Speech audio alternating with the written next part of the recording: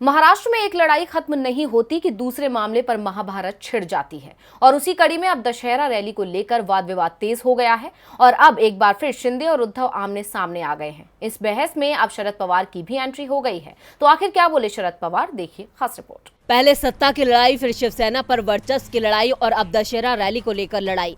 उद्धव और शिंदे के बीच लगातार तकरार जारी है। दरअसल दशहरा रैली के लिए उद्धव और एकनाथ शिंदे दोनों गुटों की तरफ से शिवाजी पार्क के लिए आवेदन आ चुके हैं।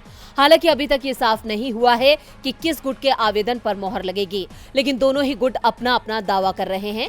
इतना ही नहीं, उद्धव गुट ने साफ कर दिया कि वो शिवाजी पार्क में ही रैली करेगा। ऐसे में एक बार फिर खींचतान की स्थिति पैदा हो गई है और इसी झगड़े के बीच अब एनसीपी प्रमुख शरद पवार की भी एंट्री हो गई है। शरद पवार ने महाराष्ट्र के मुख्यमंत्री एकनाथ शिंदे को सलाह दी है।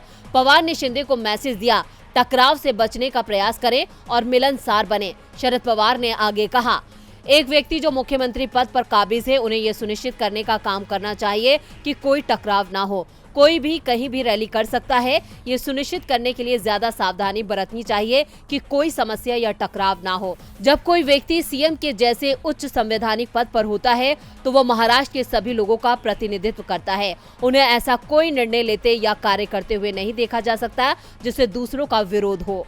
यानी शरद पवार ने शिंदे को सलाह देने की कोशिश की है। आपको बता दें कि शिंदे गुट इस मामले में इसलिए घुस रहा है क्योंकि वो शिवसेना पर वर्चस्व की लड़ाई लड़ रहा है। ऐसे में ये सब सिर्फ उद्धव को परेशान करने की एक साजिश है, क्योंकि उद्धव की शिवसेना के लिए ये रैली एक प्रतिष्ठा का भी सवाल है। ऐसा इसलिए क्योंकि शिवसेना 70 के दशक से हर साल शिवाजी पार्क पर दशहरा रैली का आयोजन करती रही है। शिवाजी पार्क से दशहरा रैली में बाला साहेब को सुनने के लिए प्रदेश भर से हजारों की संख्या में शिवसैनिक पहुँचते हैं।